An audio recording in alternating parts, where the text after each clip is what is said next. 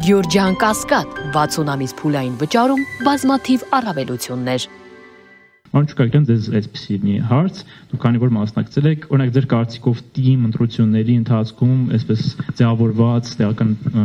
ընտրական մարմիններում ձևավորված ժողովրդավարական պրինցիպները եւ մշակույթը կարելի արդյոք տեղափոխել խորհրդարանական ընտրություններ ու նա հաշվի առնելով որ նաեւ այդպիսի խոսակցություններ եւս կան, ինչպես եք տեսնում նման հեռանկարները, թե դա այդքան էլ հնարավոր չէ, իրատեսական չէ։ Շնորհակալություն։ Ընտրություններին իհարկե տեղական մակարդակում որպես դիտորդական առաքելությունների համակարգով եմ մասնակցել, ուսումնասիրել ենք տարբեր տեսանկյուններից, այսպես մենք խորհրդարանական համակարգ կառուցելու ճանապարհին որոշում կայացրեցինք, որ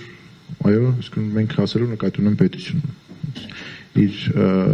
կառավարությամբ եւ այլ մարմիններով որոշում կայացվեց, որ թիմ համակարգը եւս պետք է անցում կատարի համամասնական ընտրակարգին եւ կուսակցությունների միջոցով պետք է առաջադրվեն ավականո անդամներ, որոնցից առաջին համարները, ովքեր որ մեծամասնություն են ստանում, կդառնան համայնքապետ։ Սակայն այս մակարդակում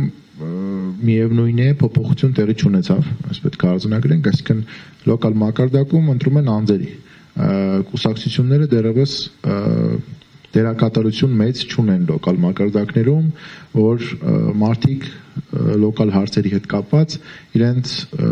հույսերը հավատը կապեն որևէ կուսակցության հետ, ավելի շատ անձի, ով ներկայացնում է այդ կուսակցությունը, անգամ դեպքեր են ունեցել, երբ որ քննարկումներից բարձր դառնում, որ ուղղակի խնդրել են եւ այդ կուսակցությունը որևէ տեխնացուին ուղղակի տվել են օգտագործելու համար։ Սա ուղղակիորեն խոսում է մեր քաղաքական համակարգի մարզերում չկայացվածության մասին, կուսակցական համակարգի չկայացվածության, որտեղ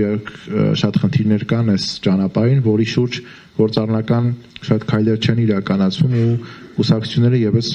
դեռևս շատ մեծ ջանքեր ունեն գործադրելու, որ լոկալ մակարդակում որևէ փոփոխություն տեղի ունենա։ Ձեր հարցից երևի թե եզրակացնում եմ խոսքը ավելի շատ ընդդիմադիր կուսակցությունների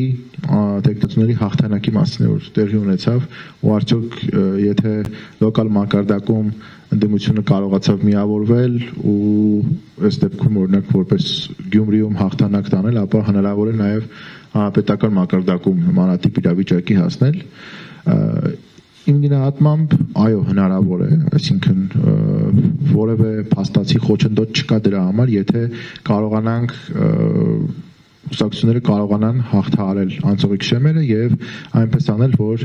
իշխող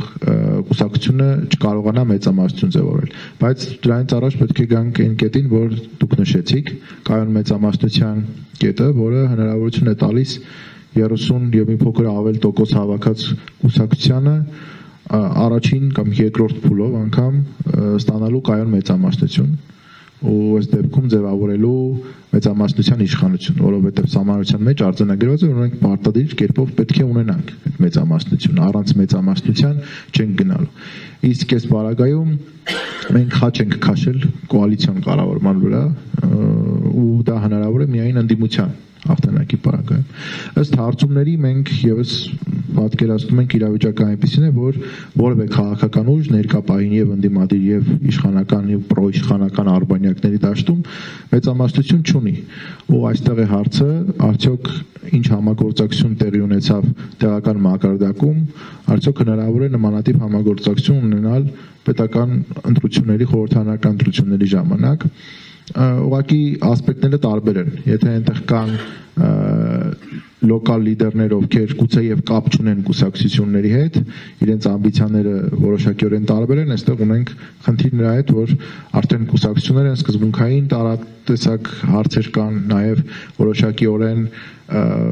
մեր ընդդիմության խնդիրներից մեկը նաեւ այն է, որ տարբեր հարցերի շուրջ, որոնք շատ առանցքային են, հայտարարի չեն կարողանում գալ ու սա եւս խնդիր է, որ պետքա լուծվի գոնե հեռանկարային մակարդակում, ոչ թե նախընտրական դաշինքների մակարդակում, ընդհանուր այսքան։